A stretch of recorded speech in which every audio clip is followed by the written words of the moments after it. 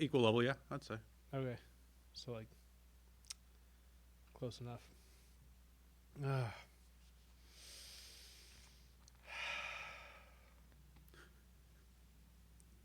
You seem a little ragged there, bro. You okay? I feel ragged. You do? Well, I hope you find some way to not be ragged. I don't know how to help. Physical therapy is not working. So the car wreck, like, my shoulder is tore up. Like, even, like, leaning over here and, like, doing mouse stuff, like, doesn't feel good. I've been going through physical therapy, and it's, well, hopefully, like, neck's getting better, but shoulder has started to hurt more, and I don't know if that's just the process of healing. it could be, or they just need to give you some kick-ass drugs, I hope.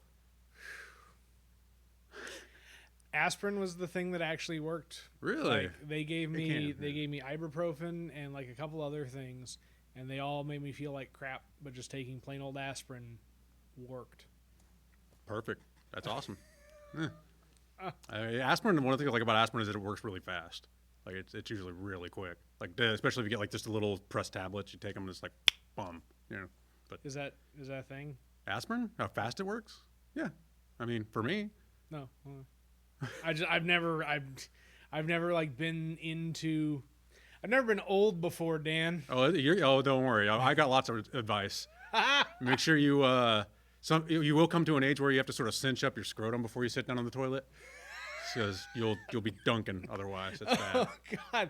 You'll get there, buddy. And I made a Facebook post about this a couple days ago.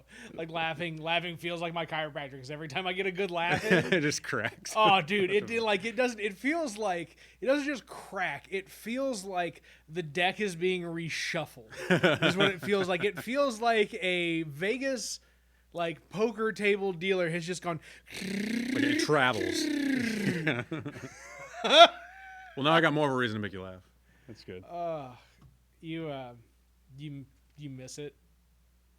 Like, do you miss stage time right now? Yeah, for sure. Absolutely. Yeah, it's so weird because, like, you get up here and this is such a great room for comedy. I've been in so many other rooms at this point, like, but I started off in this one. Yeah. And I didn't realize how good this room was until I started traveling around for a little bit. And this room is so good for comedy, and it's so intimate in a way. Like, you could just fit, like, how many people in this place? 137. That's a lot. Yeah. But even if you pack this place, which I've been here when it's been packed, for, I can't remember, Miller. Brian Miller. Yeah. Or whatever. Yeah. Sorry, should probably remember his name. He's open for Chappelle. How dare you? I know, right? No, but he was hilarious. He's just got one of those names. Brian's good. Like, Brian's, like, as about his.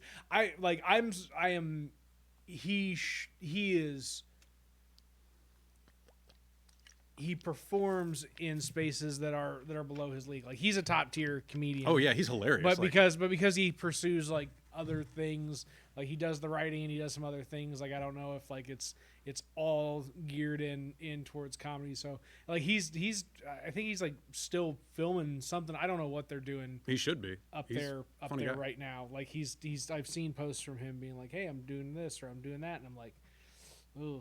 Yeah, but he packed this place and it still felt intimate. Yeah. Like, I miss, like, you get, and maybe it's part of it. It's nostalgia, because I had performed one other time before I came here. No. And it was on the stage of a bar, and it was 2:00 in the morning. No. Not that big a deal. It's fine, but I liked it okay. But then I came here and I saw, okay, this is what a comedy show is supposed to feel like. This is what it was. And like, I've said it before and I'll say it again. Like, all the comics in this area owe you a debt of gratitude for doing it. Yeah, I know. Well, it all goes back to, like I said, with that. I don't know if I was talking to Elizabeth or Bruce, but talking about Kyle Scanlon, who, if the world ever snaps together again, you may cross paths with him, or if you ever go up to Chicago. But, like, it's like, I really took cues from him on, like, how to just work on both yourself and, like, still run the show all at the same time. Yeah. Like that, and it's difficult, and, like, he's another person who, like, comedy's just fucking cutthroat, man, and you either get lucky or you don't. Yeah. It can only matter, like, how being good only matters so much. Like, the other 80% of it is, like, did you catch a break? Yeah. And, like, when did you catch a break? I totally believe that 100%. I also believe that you're only going to catch the break by how many times, like, mathematically, how many times you get on stage. Oh, yeah. Like, if you get on stage, like, 100 times total in your career, your odds of getting your break is going to be really low. Yeah. Well, the other side was being any good too, but like at some point in time, you've got to cross that threshold and like have performed so many times that like you're just in this league of people, the 5,000 club or who knows? Yeah, that's a made up thing. Yeah. Whatever. No, I get what you're saying though. Yeah. Made up thing for episode 23 of the WTF Carbondale podcast. We're continuing the theme of getting my comedian ducks in a row with all the folks that make up what is the local performer comedy scene here in Carbondale and the surrounding area. Again, episode 23, WTF Carbondale podcast. Interesting people, interesting lives. Little old place we call home, Carbondale, Illinois. Welcoming my good friend, Yay. who I am a fan of, the king of the onesie, Daniel Campbell. I just cheered for myself. That's a new low in my life. But I do have a question for you. Have you ever had something that you knew was important coming up and you forgot to do the laundry? No. Whoa, No, me yeah, personally having forgot to do the laundry, sure, but I've got good people in my life that take care of me and somehow manage to keep me from being without laundry. And Were you forced to go out in a onesie? They're a wonderful person. Yeah. Because it's not people. Well, nobody loves me in my life, so I'm okay. Dude, That's all right. It's so devastating. Yeah, it's just like I laugh. Every time you go with the self-deprecation, I'm just Always. like, oh no. I have Poor to. Dan. Oh man, if I don't do it, I know someone else will. That's one of the things about being self-deprecating is that's probably why I started being self-deprecating. Is like I started to gain a lot of weight whenever I was younger, and one of the things I did, if I make fat jokes about myself, other people won't.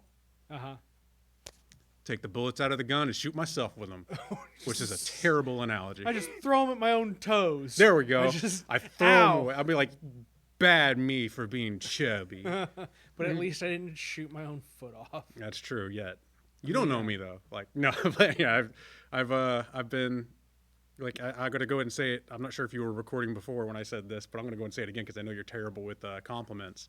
Whoa. What? You don't like the compliment of everybody that does comedy in the Southern Illinois area? I hate that. Owes shit. you? I hate. Here's the deal, man.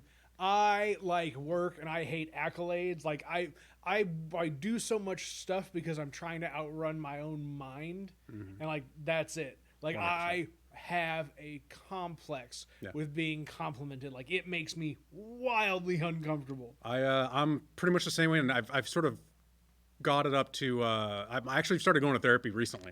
Oh, nice. Yeah, and she convinced me. She's like, I see this a lot in men about like in their 30s a lot of times, and they have a lot of like Irish upbringing, like I did, or Catholic upbringing even, I guess. They've been let down by these systems of white supremacy, and they just didn't rise to the warrior king aspiration that they had for themselves. No, no. Yeah, she was just like, you always make excuses for your success why it's not a success. Like you sabotage it yourself. You're like, oh, because like having done that show here, sold that show, I sit and say, well, yeah, but they weren't there for me. Yeah. And she's like, don't do that. You're there at a sold out show performing these people. They laughed. Just because the headliner wasn't you doesn't mean that you shouldn't take pride in that. I won't burst that bubble. Yeah. So please. It's cool, man. Like what I didn't realize before like I knew you had like lived in DeSoto, but I didn't know you were like from DeSoto, which is cool. Yep, homegrown DeSoto, man. It's nice to not feel like they make more of us here. You're not just it's like I'm not one of those migrant comedians. You get the plug in the back of your neck. Yeah, I'm not one of those migrant comedians. I came from DeSoto, dang it, where we cornered the market on meth early. We got in there. We own that market now. We kept strong. Smart. We got a monopoly on that. Is there a meth problem in DeSoto? They always like to joke that there's a meth problem in DeSoto, but I haven't seen it personally. All right. I've seen a lot of other stuff. I've seen heroin a lot. Sort of ran through there. So hilarious, right? Yeah. Let's keep this podcast light. Let's talk about heroin. Hey man, it's real talk. That's true. I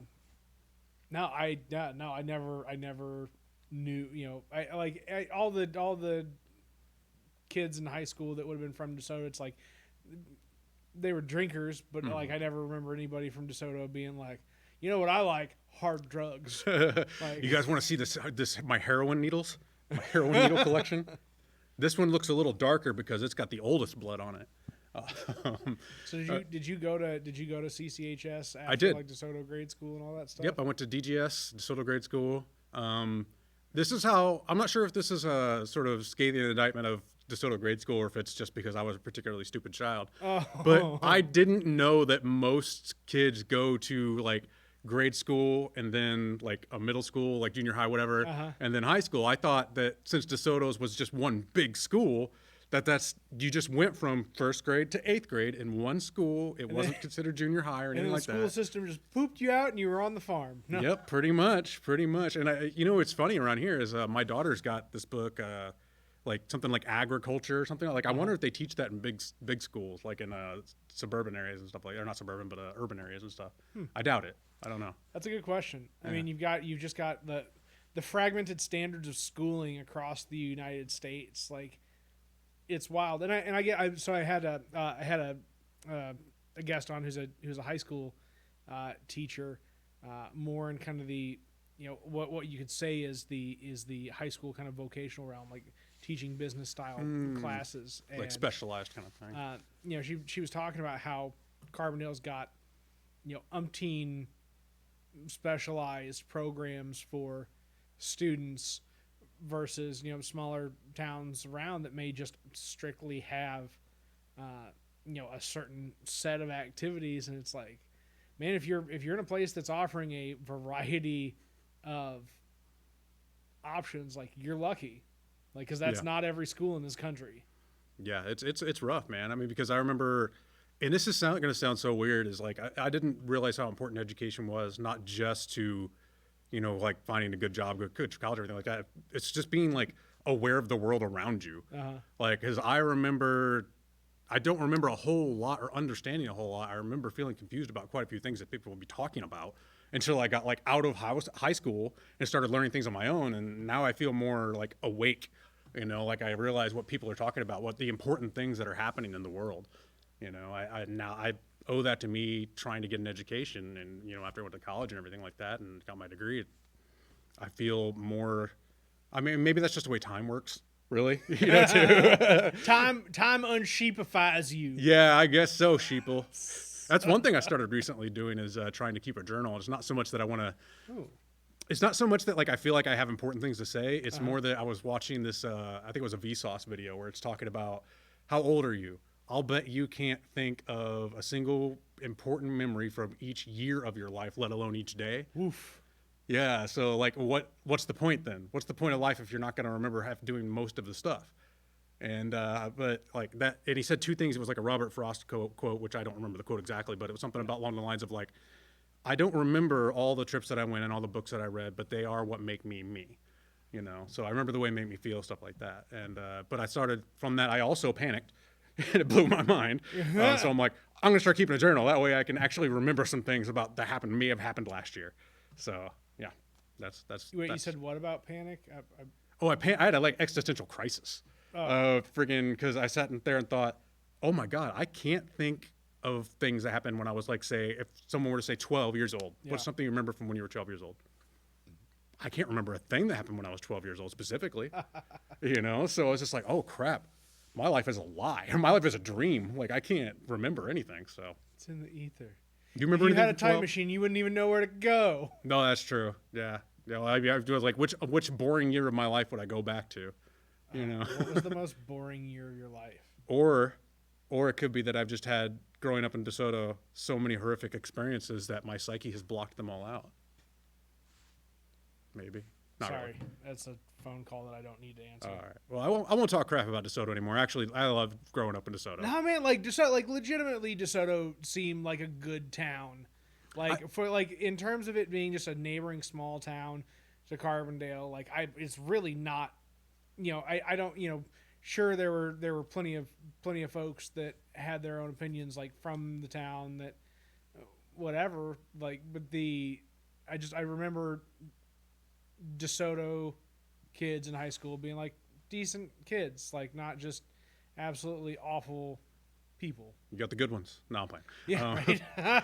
But no, yeah, growing up DeSoto was pretty good, and I don't know if I want to blame that or, you know, say that that's that it was actually really nice, or if I was just a kid and kids tend not to pay attention to that kind of thing. Yeah.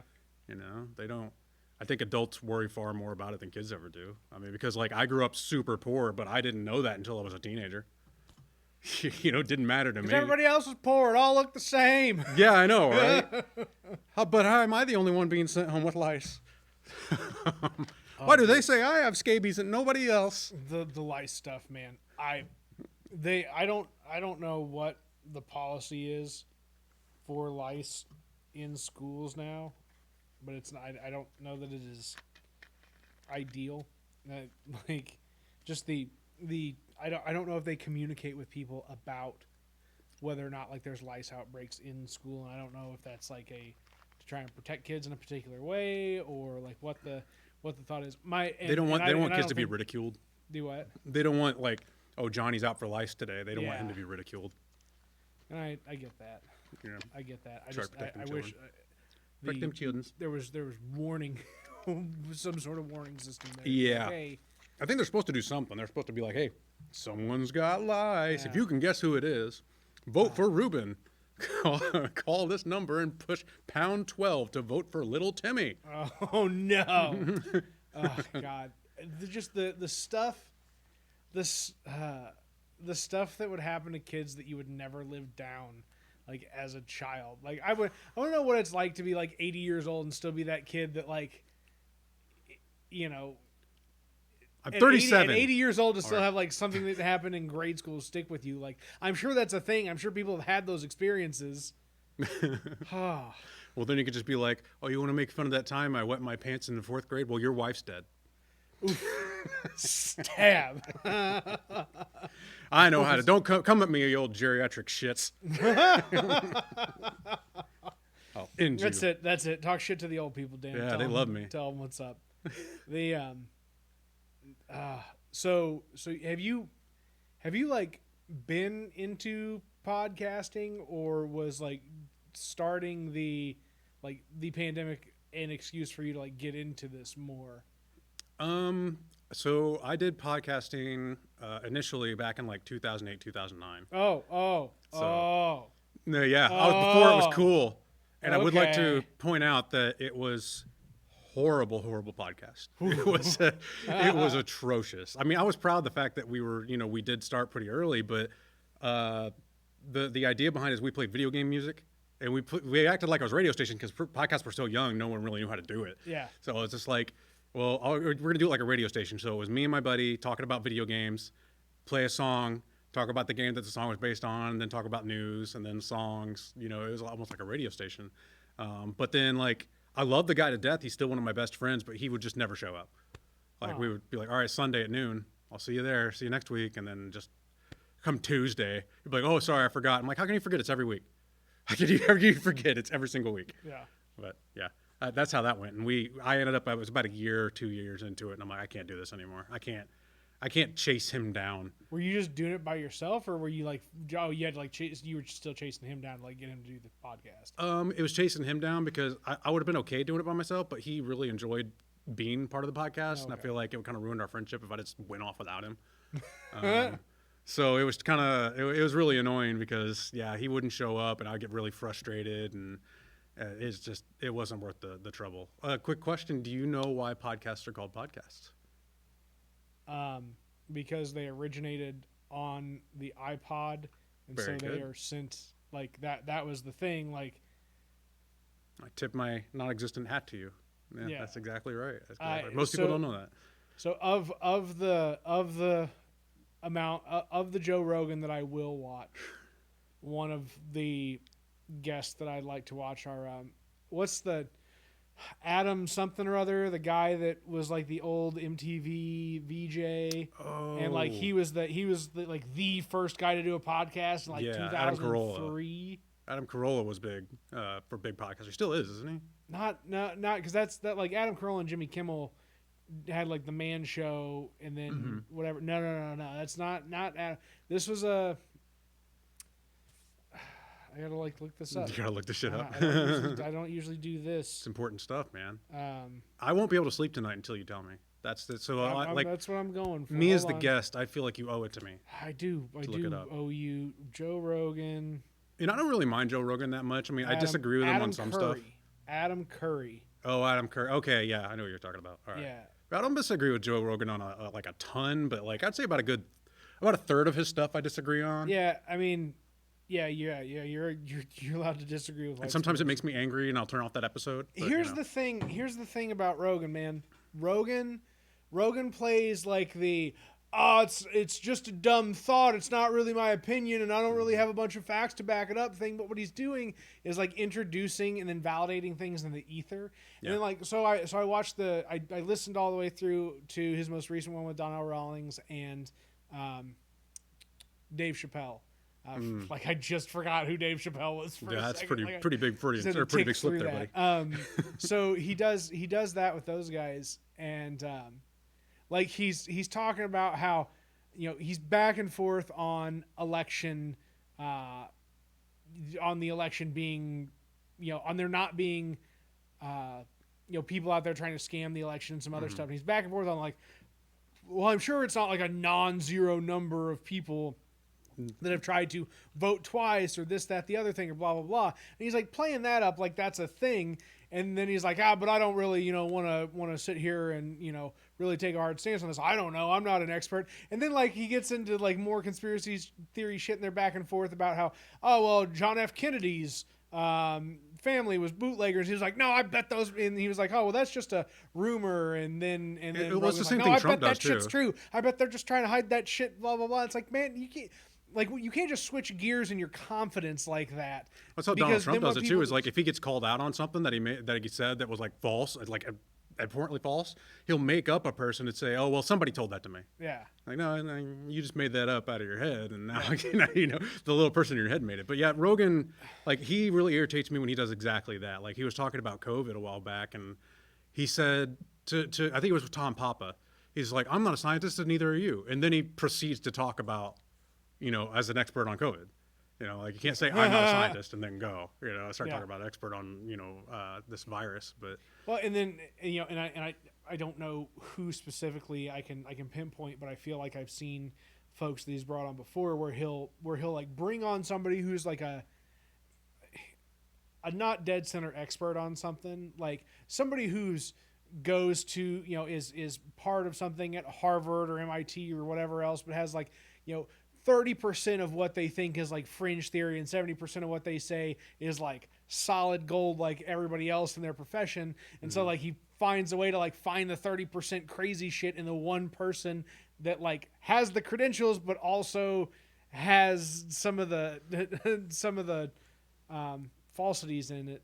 Absolutely. Yeah. Well, and another dangerous thing that he does is like he'll say, "Oh, this is kind of a conspiracy theory. I don't really believe it." But if he says something like really horrible and terrible, like some people have that voice in the back of their head saying, "Oh, I think this terrible, terrible thing, but I won't say it out loud and I won't act on it because I know it's wrong." Mm-hmm. But then whenever you hear somebody who's in a point of power like Rogan or somebody say like that, entertain that idea, they'll sort of rationalize it in their head of like, "Oh, maybe I'm not wrong thinking that." Maybe the other people think that way too, so maybe I should say the N-word out loud in traffic when someone cuts me off. Oof. Probably shouldn't do that.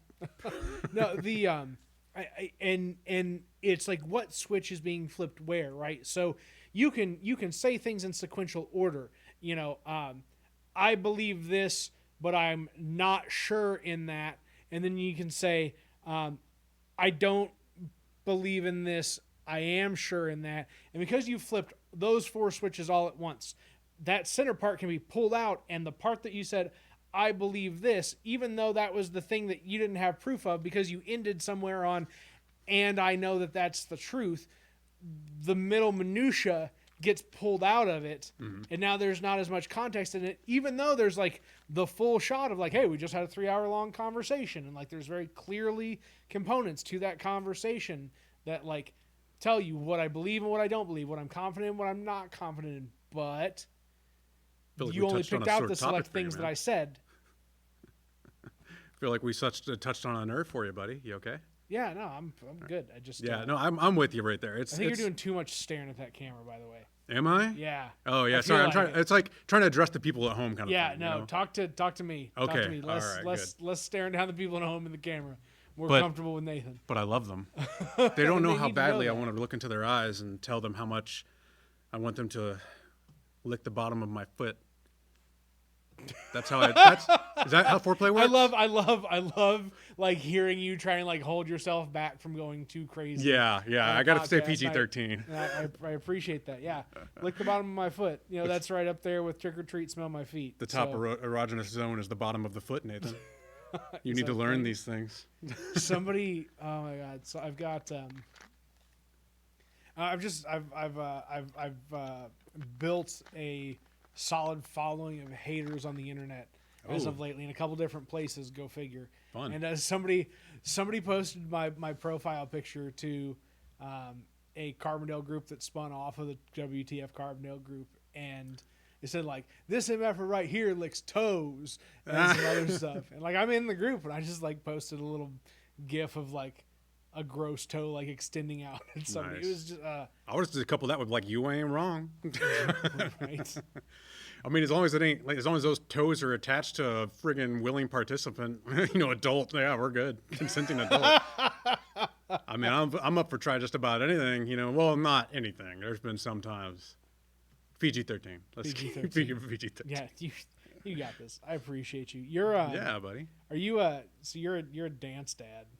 Yes. What's it like being a dance dad? I try to be as off hands as possible. Well, that sounded the phrasing of that was real bad. Yeah, no, man. I'm gonna let it lay there though. Yeah, I love it because there's no putting it back in. Yeah, like, it's already set. No. But yeah, I try to stay out of as much as possible. But I'll go to our meetings, or not meetings, but what are they called? Not meets, recitals and stuff.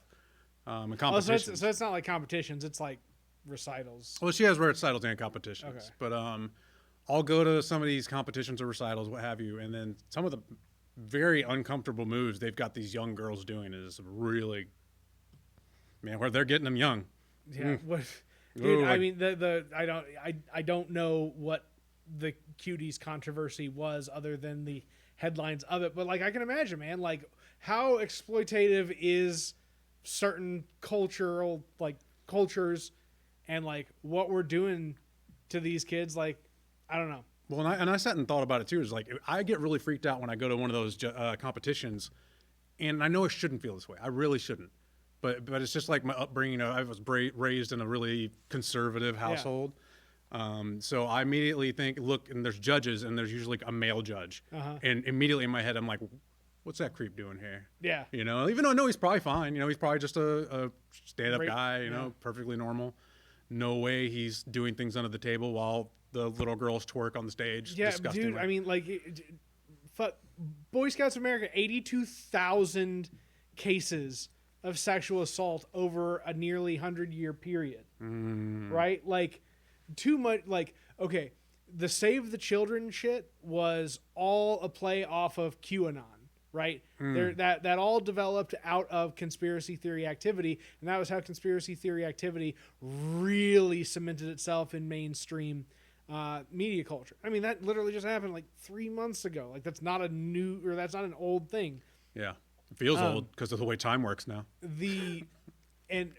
So things like that devalue and discredit the reality of something like 82,000 Boy Scouts being sexually assaulted over a 100-year period. Like, they're like the violence exists within the institutions, not just this thing on the street of like out of nowhere by chance somebody off the street is kidnapping people. Yes, that occurs. Right. Like Catholic Church, right? People talk about the popes and both our current and most recent pope being aware of activity of a high-ranking cardinal. It's like all this stuff is very real, but nobody actually wants to like really dig in on the institutions. They still want to pretend like this random act of violence is the thing that really threatens them, when really it's the thing that they are too often willing to stand up for and not against. Yeah. Way too far off. I'm so sorry that we got you're off fine, to man. this. You're fine. Hey, it's therapy, dude. Get it out. Yeah. What did the Boy Scout master Tim do to you? Yeah. Like, tell me. I was Show me on the Boy Scout doll where he touched you, Nathan. I never spent a whole lot of time in Boy Scouts. I mean, I did a little bit of Boy Scouts, but Nothing Or crazy. did the Boy Scouts do a little bit of you? Sorry. It's okay. Sorry. PG-13. I stopped. I didn't go too far. Right. Yes. This may be the podcast that I cut up because I was like, I really didn't want to go this direction, but no, man, it's funny. No. I like farts. So I want to replace, for the timing, like my thought is that we get just like 2 comedians plus a host, so like 3 people, and just like have a BS back and forth podcast. Oh, absolutely. Kind of like what Jorge and Jamal and Jalen do, like that kind of style, and But just with white intersperse people. that into the WTF Carbondale thing and just bullshit around. Well, one thing I would love to do, I wish someone would do a podcast, but I feel like no one would be, I'm not want to use the word brave, I guess dumb enough to do it, is like a writer's room podcast.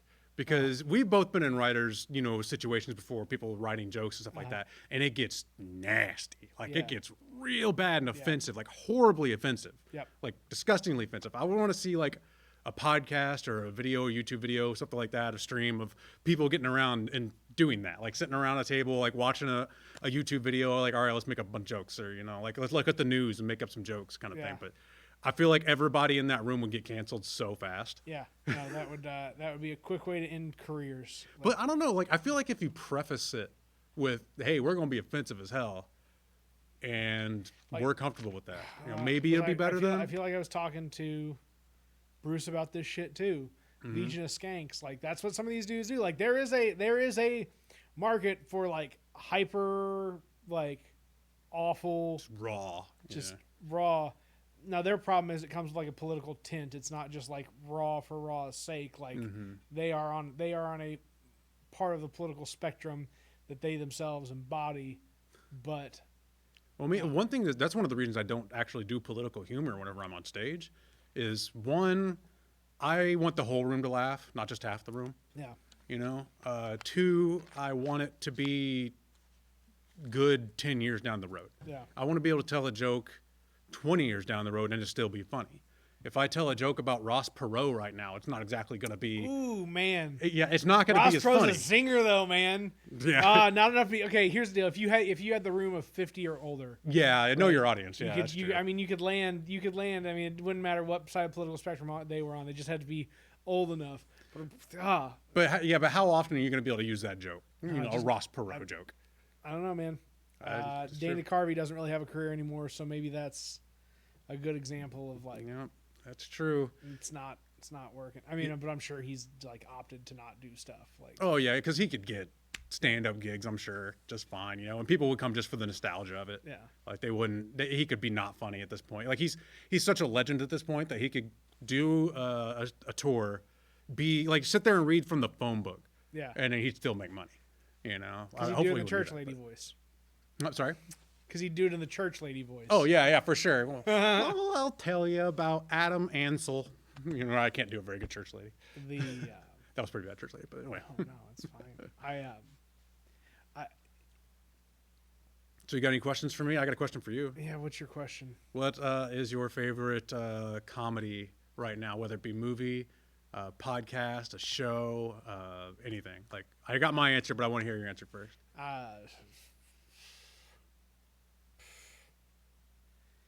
Would you like me to go first?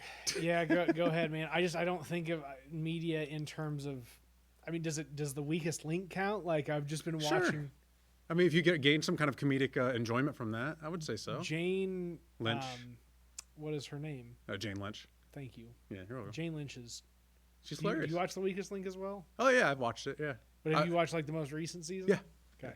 She's Jane Lynch is great. She's funny. I don't know. I really look at most reality TV with such a skeptic eye, because like even like these judge shows where there's like a competition or something like that going on, like I Can See Your Voice or what is it, Masked Singer. Like half the things that the hosts say or the panel says, that's like funny. Someone wrote that joke. Like they're not coming up with it off the cuff. Yeah. Some comedy writer in a writer's room wrote that joke for them to respond with. And everything about reality television is so manufactured that I don't like it. I know Weakest Leak isn't a reality show. Is that real though? I mean, these people. You don't think these people are that quippy? I think some of them are. I think Offhand? every now and then, like you got like your, I think Conan O'Brien is like got such a quick wit. I think anytime he's in one of those situations, he's probably improving most of his stuff. You're real sad about Conan not having. I'm really sad. Yeah, he's 28 years to be doing a show, and then I mean, come on, round up, dude. Just How old is fucking Conan O'Brien that he's been doing? I don't know. I want to say since like late 50s or something like that. He's And he looks the same. yeah. The same. He looks pretty much the same. Like you could tell in his energy levels though, because I'm not sure if you know, I'm a huge Conan fan. Yeah, I'm a absolutely massive Conan fan, and he can tell like watching his old stuff, he has a lot more energy. Like he's a lot more energetic. He's more what's called a sweat act, where he's getting a lot of his laughs from his physical comedy, and now he's much more reserved and stuff. Like slow looks at the camera, like Bob Hope or what's his name, Jack Benny. Like really small, really long pauses for comedic effect. It's an interesting evolution. Oh yeah. He's taught me a lot about comedy. But anyway, my favorite comedic thing right now is Auntie Donna's Big Ol' House of Fun on Netflix. It has got to be the dumbest thing I've ever seen, and I absolutely love stupid humor. I love humor that doesn't have an axe to grind. Like it's not trying to insult anybody or hurt anybody or make anybody mad. It's just stupid, and I absolutely love it. But surrealist comedy is pretty good. Is it cartoon or is it people? No, it's people. It's a sketch show though, like so it's really over the top. Okay. I don't know. For me, like that's my favorite comedy is ones that isn't trying to make anybody mad. They're just trying to be silly and stupid. They don't take themselves seriously. I think there's a place for other comedy, political comedy and stuff like that. That's great. I think if that works for you, awesome, wonderful. Oh, thanks for the pat on the back, buddy. You're welcome. Your stinging political commentary always makes me laugh, Nathan. Right. But it does. Like I'm okay with political comedy. It's just not okay for me to perform. Yeah. Like I'm not. My heart's not in that. Yeah. Because it feels like even if he's got it coming, it feels mean.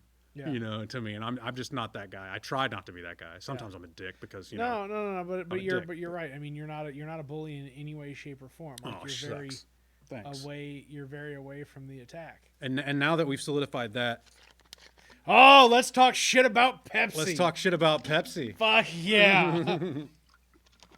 Oh yeah, we both worked for Pepsi. That was fun. Not together at the same time, but we both worked for that hellish, freaking disgusting, terrible company. I was telling Nathan before the show that back whenever I left there, I kept my uniform shirts because they make you pay for them. I'm not gonna give them back. Yeah. But it's actually not bad. It's got like a huge Pepsi logo on the back, name embroidered, everything. I used to wear this thing around the mall, everywhere, while always making sure that I had an ice cold Coca-Cola in my hand drinking it. So they saw a guy who looked like a Pepsi employee drinking Coke everywhere, all throughout town. It's good. That's my revenge. That's phenomenally lived comedy. So so my job was marketing, so we were in the vending building, which was offset from like the admin campus and some other things, which was completely disconnected from the warehouse, which as a route salesman, because they don't want to call you drivers because then they'd have to treat you like human beings in a different way. Yeah. But they call you route salesman so they can steal your commission from you. Yeah. I mean, is that legitimately just what they would do? That's what I was told. Like, Okay. I don't know if that's specifically what it is, but I know that I had you. What's really weird is, and I think this might have get in trouble, is because they require you to have a CDL, but then they won't pay you and they make you drive a truck. Yeah. And it's a brick truck. Like some of them are the one big piece, but a lot of them were that had the actual kingpin that holds the trailer to it. Yeah. And you required a CDL to have it, but then they didn't pay you like a driver that has a CDL. They just paid you as like a guy who were to put like cases of soda in the back of his car and run it down to like the convenience store. Yep. Like it's and those hours were long. I don't know how yours were.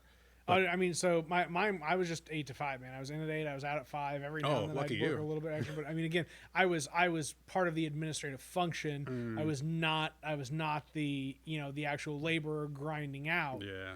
Right. Well, that's what I was. Yeah, I driving the truck everywhere and stocking the shelves, and like that was the thing, is like I could handle the driving the truck and delivering soda, but like they would make you go in and like stock everything too. Yeah. It's like, man, it's going to take forever, and it did. Like I would get there about 5 or 6 a.m. and wouldn't get done till like 9 at night. And this was 5 days a week, and the 6th day you basically just cried because your body is broken. Yeah. And then the 7th day you just cry more because you know the next day you've got to go to work. You know? So yeah, it was hellish. I did that for about 6 months to a year. Yeah, that was a nightmare, man. They treated me like shit. I remember one time I cracked my ribs when I was there because if you didn't stack because whenever you have the big things of soda, you get the plastic shells that they go in, like all the like just bottles and stuff. And if you didn't stack your shells in just the right way and count them up and organize them real good for the guys in the warehouse, they would get mad. And you know what? Like at 9 o'clock at night, I've just spent so much time physical labor. I don't feel like climbing around my truck putting shells together when they can do it. You know, so sometimes I wouldn't do it. Yeah. Well, every now and then, what they would do is whenever they'd stock our truck for the next day, there's this divider between the two sides of the truck. They would climb over the divider and then kick all the sodas against the door. So that way, whenever the driver would open the door, all the sodas would fall on them. So like this is just, it wasn't even just a shitty environment because of management. It was a shitty environment because you guys were pitted against one another. Everybody's long hours dumped into everybody else's long hours. And everybody hates each other instead of hating the people they need to hate. You know, like before I went to work there, and this should have been a red flag. I mean, I took the job because I needed a job. Like, needed to, it was like, I had not worked for like 2.5 months, 3 months, whatever. And it's like, I had thought I was going to get that job 3 months prior. Like I put in notice at a job, like thinking I was going to have that job. Like I had 2 jobs I was like in the state, like final stages running for, and like was like, okay, cool. I'm good to go. One of these 2 pants. That was one of the dumbest mistakes of my life. Was just like safely assume that I'm going to jump out here. Anyway, reel it back in. Somebody that I knew's kid worked there somehow, whatever. Fucking knife fights, man. the fuck? Knife fights. Wow. KNIFE stab like fights. Man, I thought those only happened in my basement. Nope. Wow, that's Nope. crazy. No. To be fair, in my defense, it is not like they're not really gonna hurt each other. It's just toddlers with knives in my basement. Yeah, okay? just we actually tie. We duct tape it to the kids and let them go. It's fun. They love it. We hang balloons out. It's great. It's great. Exactly. It's like piñatas, only blood. Blood is sometimes involved. It's high stakes piñatas. Yeah, exactly. And you got all those guys with tattoos screaming down there like, "Stab him! Finish him!" But it's all good. So How far can we take this joke and beef PG-13? I want to go back. No to further. I want to go back to shit talking Pepsi. That's what I really came here to do. That's really it. what this whole podcast This was whole all about. thing is just like the long fuck you Pepsi. I can get on board with that. So we're in the top of this building. I'm like 2 desks over Harry L. Crisp II, which is how you know he inherited the business. Yeah, no shit. Yeah. Decides he's gonna sit up in our department in this like empty sales manager office that was just there. And so for like a month and a half, I just watched grown ass men come into this room and be terrified over and over again of what this man was going to say or think or do. Like the worst thing that this dude couldn't just do is fire you. Yeah, like what he's not going to have you arrested because you like told him that Pepsi basically just tastes like water, sugar, and brown. Yeah. Because it dude, does. Somebody told me that like that his dad and Bob Butler cut a deal for him to keep that plant in Marion, and that the city of Marion comps them all of their water. I don't know if that's true or not. Now I'm getting into Joe Rogan territory. I don't know if it's true, man. Yeah, I'm not a scientist, but I'm pretty sure 9/11 was an inside job. No.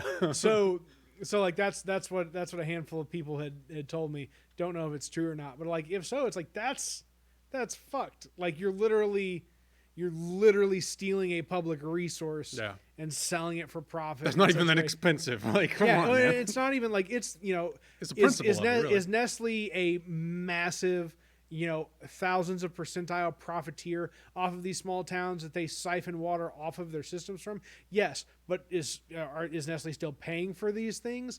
Yes, and that's like a difference there. Like, okay, Nestle may be doing all this awful stuff, but they're still paying for that water. But what's like, funny you're is, like, literally just not even paying for the water. So wait. So does that mean crisp water is literally people buying back water that they've already paid for? Because taxpayers are putting the bill on that. Someone's got to pay for it. Yeah, it sure is what it sounds like, isn't it? Yeah. So it's just basically, if they're selling you bottled water, they're selling you back water you've already purchased. The least ethical job I've ever had, and it's not even about their like trying to sell the product, right? It's like how much plastic it produces. Like it's gross. Like as we drink out of these plastic bottles here, right? But it's like something's got to change in the consumer world, man. Yeah, it's bad. It's bad. It's like, I don't know the best way to handle it, because apparently recycling is kind of like bullshit. Like everything that's been out there that's like, well, really, it's recycling is just another ploy by big plastics to not get you to give a shit about how bad they really are for the environment. Well, apparently recycling is like, it can be done really intelligently, smartly, but like most places don't. Like they just don't do it in a way that's like cost effective or like effective at all for the environment. Yeah. But yeah, I don't know, man. I'm not a scientist, but I just play one in my onesie. Yeah, I just play. I look like a scientist though. I mean, I could play a scientist. No. Here's the deal, man. I work with scientists that work in Tyvek suits. It's a thing. That. I'm pretty sure they don't have a tail though. Oh man, Tyvek's with a tail. Great. I'm so glad that you stood up to show everyone. Oh, me too. My ridiculous costume. Yeah, that's something that I struggle with even now. But back to comedy. Yeah. On stage stuff, I struggle with even now, because I remember you said like stand out. I remember you gave me the incredibly good advice of stand out, because everybody comes up here in t-shirt and jeans. I told you to embrace looking like Louis C.K. and put a suit on, but that You just did. wasn't you, and that's okay. Yeah, and I was like, that's not me. I want to do the onesie thing, or I want to be ridiculous, because I hate it when people take themselves way too seriously, especially when doing comedy. Yeah. Like, you're up here to make people laugh and get rid of the seriousness. You know what you need to go with your onesies? A pogo stick. Oh yeah, sure. Yeah, that's not a bad idea. Wouldn't be able to do the comedy bit while I'm doing it, but yeah, I can enter on the pogo stick. That's an entrance, right? Yeah, like for sure. You in a onesie, pogo sticking onto the, and then pogo sticking off the.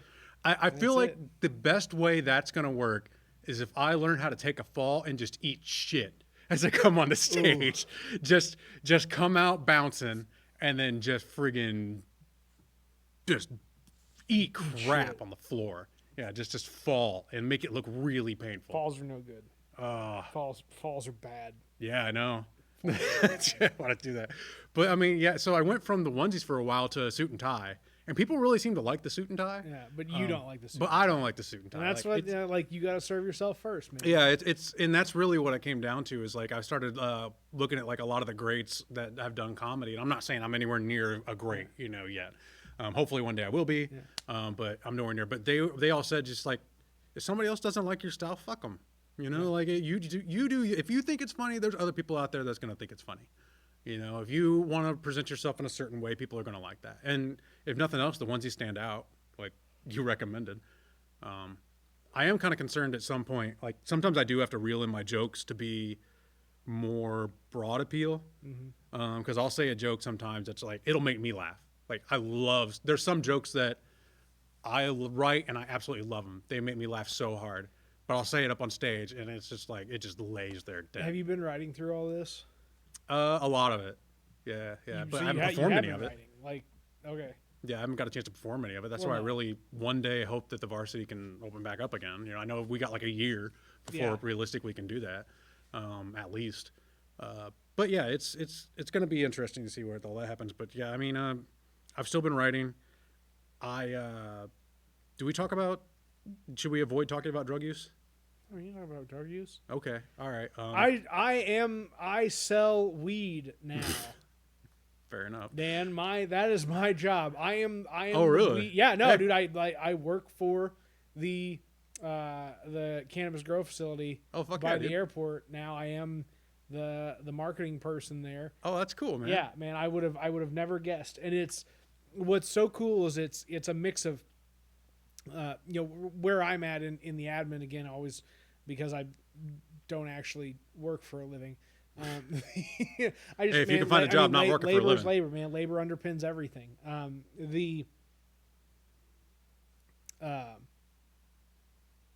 The casual professionalism of the cannabis industry is neat to experience.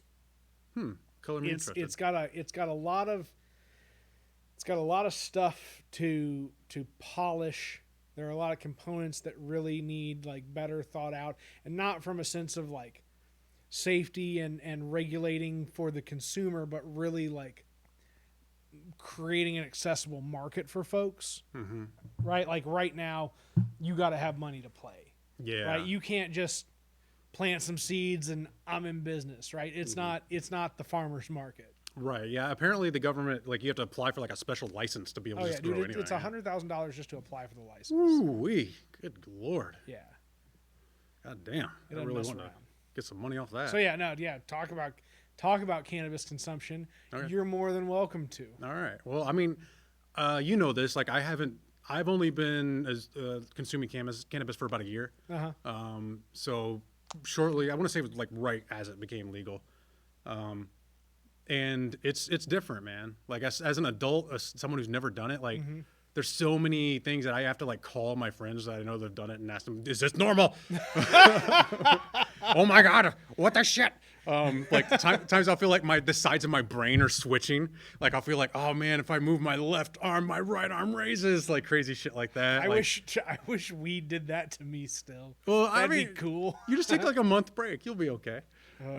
But yeah, like weird stuff like that, and I still need more data to determine this, but I think I'm funnier whenever I'm high. I'm not sure. So I've given you feedback on this, and I can't remember what it was. I remember you said that yes, but that was only one instance though. Like I want more data. There's a certain level of high that you get that like smooths you out. That's very true. Like you can't go too much because you will fall off. Yeah. Right. And struggle to keep pace. But there is a level at which like your jitters go away from a small amount of consumption. Yeah. And everything just kind of seemingly gets organized and flows out a little bit better. And I was going to ask you if this is normal. Does time slow down for you, or like time dilation? No, for me, it's like time just slows down because it's 2020. No, that's fucking true. Or it speeds up, or the whole reel of time just catches on fire and bursts into pretty much the ether. Father Time's just getting destroyed right now by PG-13. But yeah, like for me, like I'll partake and then I'll feel like time is slowing down. Like I'll be like, man, is that microwave's been going for 15 minutes, but it's only been like 2. Like, will this Hot Pocket ever get done? Because I know it's going to taste delicious. It's going to be amazing. Compare perfectly with this Funyuns and Easy Cheese and, $50 bottle of wine. Jeez, somebody likes their wine. No, not really. It's my wife gets a lot of wine sent to her. Is she in like a wine club? No, just her and a lot of her girlfriends like wine. And they like, oh, have you tried this wine? And yeah. That's $50 later, you're like, why did we just spend $50 on a bottle of wine? Yeah. I don't know, honey. Why'd you just spend $50 on an eighth of weed? Yeah. I can't really. Yeah, I don't know how much it is. Like, I'm gonna guess it's probably more at a dispensary, isn't it? So, dispensary pricing is interesting. There's 2 sides of it. There's medical pricing that involves nearly no tax, like maybe like 1.5%. Like it's considered medicine, and from that perspective, there's a minimal tax on it, and then there's the recreation where there is obsessive tax on it. Which, I mean, it was brought open as a revenue generator. Right? Well, yeah, that's true. No BS. Now the question is, the other thing is the market has been built to expand, but not like rapidly. Like it was purposely constricted for supply to meet demand, and for prices to be seemingly artificially higher than what they need to be. because Why wouldn't they want it to grow fast? Just because they don't want a bubble? Well, there's the other side of it that like you can only, there's got to be the ability for people to grow the cannabis, to create the extracts, to do all those other things and actually meet the market, right? So there's only so many grow facilities in Illinois. That will continue to expand. There are only so many dispensaries in Illinois right now. That will continue to expand. More and more people will consume, and it just all the things are. We're not in a mature market yet. I guess that's all I'm trying to say is that there are a lot of things to come along, from the actual retail front to the manufacturing base to the actual consumer base, that just have not all met on the same plane yet. And then the people that ultimately feel the brunt of it are the people that have been participating in this market for 5+ years as medical cannabis patients. And it's really interesting to see it from an inside perspective, like, and not just from the operations perspective, because the operations perspective doesn't touch on as much of that stuff. But I see a lot of the client facing activity because I see it all on social media, and like everybody's statements and what they have to say, and the problems that they feel like they themselves, the consumer, experience in the market. I'm going off onto a tangent that what I should really just be telling you is, yes, it's about a third or more expensive than purchasing off of a black market. A good chunk of that is wrapped up in taxes. Mm-hmm. Another part of that is wrapped up in just the cost that occurs from a manufacturer standpoint, and then from a retail dispensary standpoint, just because it's a very intricate world. I mean, if there is one or two people in a cannabis store in the middle of the day, there's still 15 people working at that cannabis store, right? Even though there may be a line of 200 people later that afternoon, during the middle of the day, there's still only those. It's a lot of labor. Yeah. Overhead. A lot of labor, a lot of security. So do those people like need to be there? Is it one of those things like you could just have like a lunch rush? Like I don't know if it's that. There's a lot of components to just like regulations. You got a lot of people, like if somebody comes in, like they've got to be tended to, right? Like they're either in line or getting attention from somebody. So I kind of wonder if, like, I'm hoping it gets to the point where there's basically like tobacco. Like you just walk into a freaking convenience store, buy like, a pack and buy a pack and yeah. And I have no doubt that eventually it will get there. It's just a matter of, it takes time, Yeah. Like it needs to be legal everywhere first. Just not in the. This is my legal disclaimer for working in the industry. Won't be destructive like tobacco. Yeah, exactly. And that's one of the things, like, we don't know everything about it yet because there's been so little research. Yeah. Like, as far as we can tell, it's harmless. Yeah. But whenever it's like a felony to research it, like we need more research, to find out what it is. No, that's the truth. A buddy of mine had a really crazy theory about like COVID is killed by pot smoke. So it's just like smoking every day to make sure that he didn't get COVID. He still hasn't got it, so maybe it's working. Maybe it's working. Maybe, man. How so getting into cannabis as an adult, I mean, was it comedy that brought you to it? You were just like, hey, I want to try this out and see how this affects this, or were you looking for self-medication? Were you looking to just... Well, my life is incredibly a painful experience, and rather than end it, I decided to numb myself. No, comedy, like, it didn't really have that much of an effect on it, other than now I know a bunch of people I can buy weed from. Yeah. Congratulations. Yeah, thank you. But yeah, like, it was more of a pain thing because I've got a lot of injuries. Some of them from sports, most of them from just being a dipshit. And one of them, my biggest injury was I was lifting a wood chipper in the back of a truck with somebody. And it was a big wood chipper, big gas-powered wood chipper. And the other guy, I guess he just couldn't handle it. He wasn't strong enough or what, but like he just said, I can't. Instead of saying, I got to put it down, he just says, I can't, and drops it. So I'm left holding this like 400-pound wood chipper. Yeah, like completely awkwardly, and it just rips right across my back, and I couldn't walk for like a week, 2 weeks. Oh no. Yeah, and it was rough. So, and when I say Did week, you- 2 did you weeks, I seek, mean like, that's before proper- I went to did the you get doctor, proper and then I was medical on my attention flat for on my that, or- back for 6 months. Sorry, go ahead. No, just did you get proper medical attention for that? Not at first, just because I didn't have insurance, and I was terrified of what it was going to cost. Yeah.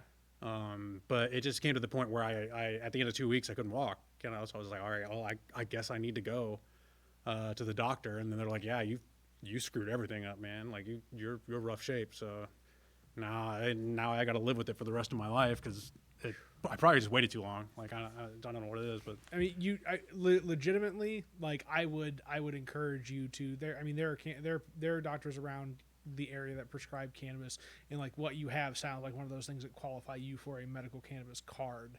yeah, and I'd like to get one, but isn't it like $400 to get one? I have no idea. I will have to look that up. Like I've read stuff around it. Like I just don't recall what the cost for a card. Well, medical cannabis, does it? Like, I'm going to ask a silly question. No. I've heard it doesn't get you high, but does it? So it's all the same stuff. Oh, okay, I figured it was. But Yeah. So they do have. I mean, they create all sorts of different products from it. Everything from like tinctures to compounds and rubs. Like people will take BioFreeze and like infuse it with cannabis. Right. There's a bunch of not to smoke it. It did for a second. I'm like, what the fuck? Oh yeah. You really want your lungs to be on fire? So they there's a lot of the CBD stuff. There's a lot of like cross strain, like 2-to-1, bunch of CBD content that's still got a higher THC content than your just off the shelf CBD product that's limited to 0.03% THC. Like indica versus sativa, I think is what it is, isn't it? Yeah. So those are the two common like strains terms that people think about. Really, it's all one big, plant classification. But I'm not educated enough on that to go down that rabbit hole either. I went down it a little bit. But I'm learning. I'm learning a lot. Well, okay, well maybe like I've just been doing a lot of research on it because I want to make sure it was safe before I started doing it. But I didn't know that marijuana plants, the ones that we use, are all female. Because what they do is the resin that actually works for us, like gets us high and stuff, is basically it's frothing. The female is trying to get all sticky to catch that male good stuff. So basically what we're doing is when we create pot plants that are really good, really high potency, is we're separating them from male so they can't get pollinated. So they create more and more and more and more resin. So we're basically creating sexually frustrated female plants. That's phenomenal. Yeah, it is. Very relaxing when you take plants. I'm such a wuss. Like I feel bad for everything that ever suffers, even plants. Aww. I'm like, man, I want these plants to smash. You know, like These I feel plants bad. to smash. I'm gonna watch these plants smash, man. I'm gonna help them out. I'm gonna help those male and female plants get together. let me get that smash. But, My god. yeah, it's a good time. Has it helped? Like, did you also do stuff like were you like taking painkillers and other things and like? Yeah, I am actually. I'm willing to admit I'm addicted to opioids. Like Okay. I'm not getting them illegally. I'm not Yeah. doing heroin. I'm just taking what I'm prescribed, on those doses. But I'm to the point now where I take it just to not have withdrawal. Yeah. I don't do it because it stopped working pain wise a long time ago. Yeah. So that's why I started doing, smoking weed, and it does help a lot. Actually, it helps to where I still know the pain is there, but I don't care as much. Yeah. But yeah, the Norco that I'm taking, which is basically generic Vicodin, I think is what it is. That if I go more than like 10 hours without it, I start to feel it. Wow. Like I start to feel something pulling me down, and I with the way it's been depicted in media, like in shows and stuff like that, withdrawal symptoms from opioids, like I'm terrified. Like I just take it because I am horrified of what I'm gonna have to go through whenever I'm done with it. And have you talked to your doctor about this? Like, has this been a conversation or with a doctor? I say your doctor. I don't have a primary care physician. Like, no, it's fine. Yeah, I've talked to my doctor about it, and she's really cool. And she's like, well, I don't think you should stop it just yet because I do think it is still doing something for your pain, and you just kind of don't realize it. And I kind of agree with her a little bit, maybe. You know, I can't say no until I actually get off it. But yeah, like she said, we can help you out with some of the symptoms, but you are going to be uncomfortable. She's like, I can help you out with some of it, but it's going to hurt. It's going to suck. I'm like, well, wonderful. But she's like, good news is it won't kill you. Like you won't die from the withdrawal. You won't. I'm like, well, that's some comfort to know that whenever I'm wanting to die, I won't. Whenever I want the sweet release of death, it won't come. Right. But yeah, that's going to be really, really unfortunate, and I'm going to have to do it at some point. I just keep putting it off. How long has this been? I've been on my pain medicine for 6 years. So. What was it like before? Before the pain, it was pretty rough. Like it was bearable, but like to the point where I don't know if I've ever told you the story about. And I still kind of am this way. Like pain can make you a dick.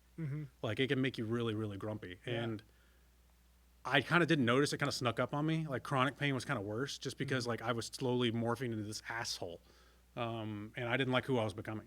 Like I really hated who I was. I was like looking back, because you're supposed to kind of look back 5-10 years and like see how much you've grown, you know, as a person. I was looking back 5 and 10 years and saying, I want to be that guy again.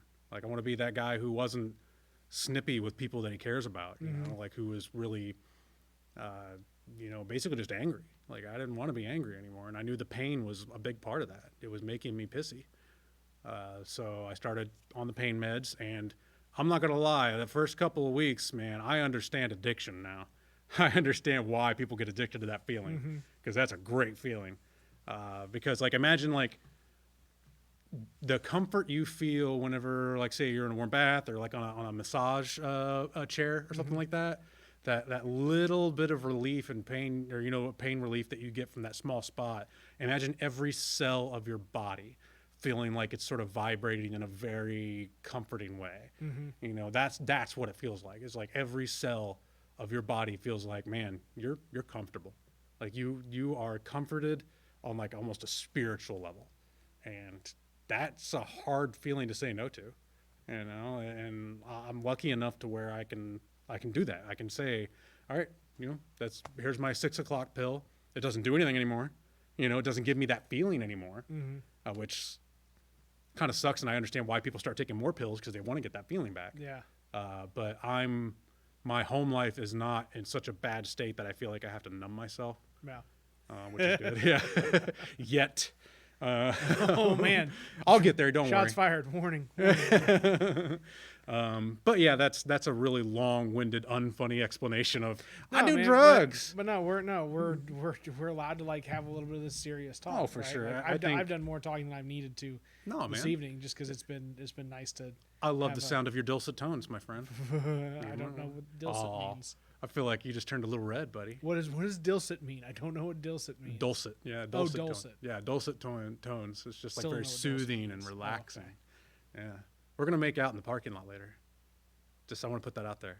Yeah, It's on the internet now, so you have to do it. yeah, it's true. Hey man, I'll listen, deep fake your face on someone else's body if I have to. yeah, it's gonna be from like a social distance though. We're gonna social distance make out in the parking lot. I got that kind of tongue, ladies. We're just both gonna have to be on a different side of the tree, and we're gonna kiss through the tree. I've got that long of a tongue, ladies and gents, I guess. You know, not to discriminate. I hated at Pepsi that they made you shave. Yeah, that did suck. The regimentation of activity was bullshit. Yeah. And Surprised we didn't have to get up there early in the morning and all salute the flag. oh God.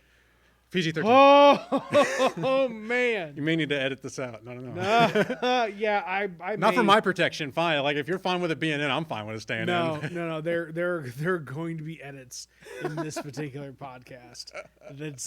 I don't usually do them, but they're going to happen in this one. That just is what it is. Well, just know it has my stamp if you want to leave it. It's not just you. Like I went off the rails about other shit, and I was just like, I don't want to fucking. Your podcast, dude. I mean, sure you could like do like the fade cut where you're like fade to yourself like talking a little bit more like a few seconds later, and then fade to make it look like you've been talking for hours. Yeah, so I just go with like the drop cut, like psh, psh, like you know, from one to the other, and I've done that. Like I've had a couple people like, hey, can we cut out that one? Can we cut out that one spot? I didn't like, this or that, the other thing. Like, hey, you asked me a question that was a little off, and I just wasn't super comfortable with it. Okay, cool. But the fake cut's so funny though. I did that in the very first podcast. Like I brought up somebody in a way that it was preferred not to. That was not part of the conversation, right? Like between me and the person that I was interviewing, there was not. No, I get you. The third person was not in the room. Sorry, I'm trailing off. No. I get exactly what you're saying. Like everybody has to be comfortable with what's being said on the podcast, not just like one or two people. Like the whole room needs to be comfortable with what's being talked about. Well, and who can you pull out in conversation and make part of a show versus like who do you leave dormant, and like what is okay. Like part of what I try and do with this is like draw these relationships, like show the interconnectivity between people, but like at the same time that doesn't always like sound, it isn't always like spot on, right? So every now and then there's a little tweak that needs to be made. I'm working on it. Like I feel like I've done pretty well to juggle stuff. It's something you just have to do to get better at, and you're obviously getting really good at it, man. I mean, like I'm proud of what you've set up here, dude. Like this is better than any podcast setup I've personally ever been to. Like it's really good. Oh, shucks, thanks, buddy. Oh yeah. You got the social distancing thing going. Like you've thought of everything here. Oh like, it's yeah, really man. Good. And that's key to it. Like I don't, there's the actually, if we're gonna be in the same room and have our face unmasked, like there's got to be something to it, right? Yeah. Anything from airflow to distance to whatever else, like, I've stayed pretty mindful of that, and I've been real happy with the results thus far, as well. You put out a lot of shows in like 2 months, haven't you? Like how many shows you got? Episodes? This is 23. 20 oh, how many? 23. 23. All right. Oh yeah, it says right there on the screen, doesn't it? On the monitor. See, I'm too connected with you, my friend. Oh, like thanks. this pales in comparison to you. Like you just take all the light out of the room. Well, that's because I have the light switch handy. Oh yeah, that too. You have the power. Bump, bump, bump, bump. This is gonna get homoerotic really fast, I feel. Yeah, well, it's getting there. We're loud. I do want to show my hood too, because I showed you my tail. Yeah. I want to show you my hood. I'm not sure if it shows pretty well or not. Are you a dragon? I'm a dragon. I'm a scary dragon. Roar. What's nice is I can't tell from here, but because the camera's closer, I can look at the screen and be like, oh, okay, cool. That's a little bit better. I'm a kick-ass dragon, sir. Roar. Is there something comforting about the onesies? Like, is there a particular thing? Like, how many do you have now? Did I ask you that question already? How many you have? Not on the show. I have like 15 onesies. I bought most of them for the comedy, though. Most of them. Which most ones did you of not them. buy for comedy? I did have some. Well, I love embarrassing my daughter so much. Like I'll go out dressed like this with her and to the grocery store and stuff.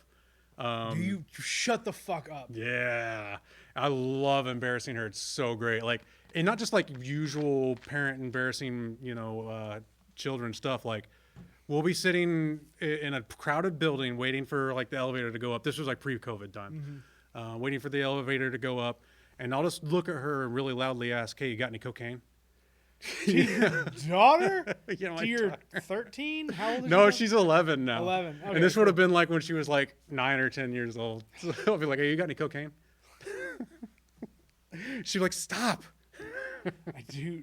So, see, that's what's nice about like being able to be real with your kids and like explain things to them, right? Like we're in the world of like sex ed talk now. Yeah, I don't know. yeah. Well, I think comedy or comedians have a really good leg up on parenting. Just because, like, we're so raw and real with the way we talk a lot of times. Like, we peel back the layers of, like, pretense and, like, all the really highfalutin stuff. And we just, all right, here's the core of what it is, all right? Yeah. Here's, whenever you're scratching a dog's belly at a party, everybody thinks, make sure you don't touch the penis while you're scratching the dog's belly. Or else it's going to get real awkward for you and the dog. All right? That's cut number 5. Everybody thinks of it. Everybody. If you're scratching the belly of a dog, you always got to think, not going to come anywhere near those genitals. Because the dog kind of wants it. You can tell by the way they're Well, if I've said that, I'm already going to cut this dig. I'll just keep going Get it deeper. out. Just get it out. Like I'm gonna cut my save the children part. I know that for sure because that was a tangent that I didn't want to fucking go on. Cut that. Oh Who man. knows? I'm playing with what PG-13 means, in case you can't tell. Very, very. What's it? Gender or something licensed. Very Licensed to aggressive gender. How dare you? What is it? Creative license, I guess. That's There what you go. PG-13 means. Yeah, there we go. That's what I'm gonna say. Creative. With it. I mean, there's a lot of there's a lot of interpretation for. I mean, were all the American Pie movies rated R? Yeah, those would have all been rated R. I don't know, actually. I mean, like, if anything came out after I was like 14, it didn't matter. Like I got into rated R movies because I was able to grow this at 14. Were you? Yeah. It didn't matter. I mean, it wasn't quite as full, but I definitely had the facial hair. Yeah. Yeah. And I posited the very important question to myself is, does facial hair count as pubic hair? I don't know because it comes during puberty, but it's not in the pelvic region. Yeah, I think pubic hair has to do with being on the pelvic region. Does it? not with Okay. being- yeah. These are the things that keep me up The at night. pubis. The pubis. Not Oh, in, pubis? Oh, Not, like being, pubis. not being hair that came to you in puberty. Okay, all right. I'm not a scientist, Nathan, but I think Play one on TV. but I think 9/11 was caused by pubic hair. That's what. I'm going down the Joe Rogan hole again. What is your so what is your podcast about? Like, Oh, what is my your podcast. Yeah, I guess What I is your should talk new about podcast? Plug. I like to call it Tata. It's Too Afraid to Ask. It is a podcast where I try to get guests on that are of not like the majority. They're like minorities in some way, shape, or form. Because Coach is black. Yes, that's exactly why. You hit the nail on the head. Yeah, I had him on the show because he's black, and he's gonna be like the main co-host. Like he's gonna be on most of the episodes. Nice. But the premise is that you ask questions that you were always afraid to ask that might seem racist or get you canceled or something like that. So like I asked Coach, like, why do so many black guys I see have long fingernails? Like that makes no sense to me. And he explained it to me, and it's great. He was talking about like back in the day, pimps would grow their fingernails out real long. And that's why some of the young men would grow their fingernails out real long to say they were a pimp, It's questions like that. And the idea isn't to cause controversy. It isn't to, cause a big problem. It's to sort of understand each other better and come together, Like I feel like the better we understand each other, the more we'll treat each other like humans. And I think that's really important right now is for everybody to just see each other as humans, no matter what it is. How did you come up to that question? How were you like black people fingernails? I was watching, I can't remember what it was. It was a movie, and I noticed like a lot of the black guys had like really long fingernails in it. And I remember in high school, like, oh yeah, I remember seeing that a lot too. Like I kind of wonder why that is. Let me see. I don't think I've asked this one yet about how black people deal with a sunburn. No idea. Mysteries of the universe. I've got a question that I'm going to ask him next episode that was asked to me. A lot of people DM me their questions. Too afraid to ask the podcast at gmail.com. Their questions, and one of them 3 DMs so far. Yeah, it's not a lot. We're still just getting started, and if you do end up looking up the show, just know the audio quality is garbage right now. Next episode, it will be fixed. I am hoping and praying. But yeah, one of the questions that he's going to be asked next episode is a friend of mine asked me, why is it not okay to touch black people's hair? Like, because she said that like their hair is so beautiful and pretty, and I want to touch it and play with it, and it's not allowed, and she doesn't know why. I don't know why. I'm sure I could Google it, but I would rather ask somebody that could come up with like a human answer for me, like in the room. And one thing I try to say at the top of every episode is, I don't speak for all white guys, white, straight, bald guys. He doesn't speak for all straight black guys, like whoever is on the show with me, I'm willing to change their name if they want to stay safe, because I know people are worried about being canceled right now. And I try to keep the questions in a non-mocking fashion. Because I have had some emails of people just asking like really questions that are born from nothing but hate. How have you like got like, has this just been through like your personal social media that like you listen to stuff, or do you like have a different distribution network? Right now, I'm just using Anchor's distribution network where they put it like on Spotify, Apple, iTunes, all the major services. Okay. But as far as like promoting, we're kind of just now getting started. I've done a really terrible job of it so far. Yeah. Because by the time I'm done recording, editing, trying to make the audio not screwed up, I'm tired. Like I was like, I don't want to work on this episode anymore. Just post it. How much time are you putting into like each episode? Not as much as I'm making it sound like. Okay. Maybe about an hour. Okay. But right now I'm kind of going through. How long are the episodes? About an hour. Oh, about an hour. Yeah, so I'll record them. Try to put my intro at the beginning, outro at the end, and then listen to the whole thing. Mm-hmm. Sometimes I don't. Just when I say I have 2 episodes, sometimes I don't, which means I didn't the first episode. And it got all screwed up. The audio got messed up for that. And now now I'm going to make sure I listen to every single episode. What do you yeah, dude, the audio thing is like the trick with me. Like that's why I'm constantly doing the playback and whatever else to like figure that out. Yeah, because like it's scary because you realize that you could have like a 3-hour conversation with somebody. If the audio's screwed up, you'll never catch that magic again. Like you'll never be able to say, all right, let's do another one just like the first one, and it'll be awkward after that. So if the audio's screwed up, you kind of just have to post it with the screwed up audio. You're kind of screwed. But yeah, we're trying to get that off the ground a little bit, Coach and I. If you have any questions, please let me know. I mean, if you ever want to be on the show, dude, yeah, come on. I don't want to get canceled. Yeah, this is already walking the line. No, yeah, it is. Yeah, and I'm not worried about. I know you have like political aspirations. No, dude, I'm just. Oh no, and I have political aspirations now too. After seeing the train wreck that was the 2020. Yeah, because anybody can be president. Yeah, literally anybody. Yeah. Now just let them go as long as they're rich. Right. But yeah, if I were to ever make it to the highest office in the land, I think my main goal would be to dissolve the presidency as it is right now. It's too much power for one person. Like it's just way too much. Yeah. So I mean, I'm not successfully. I'm not talking about we just reinvigorate or resurrect the triumvirate or anything. But like something has to change. And I would probably defer to somebody who's some kind of expert in democracy and ask them democracy throughout the ages even and work with an expert on what would be the best thing to do, to get rid of this incredible power that one person has. I would lobby to make sure that two terms for anybody, period, doesn't matter what the thing is. And this is getting way too political. Let's talk about farts. Man, you really don't like politics. It's not that I don't like it. It's just I know right now it's gonna make people angry. It's not that I'm afraid to make people angry. It's you don't like to see people feel hurt or see. Yeah. Thank you. Yeah, it's a really much more eloquent way of putting it. Well, it's an interesting position to have because you're somebody who like has known real physical pain. Yeah. Right. And like so you translate this feeling of real physical pain into like social emotional pain.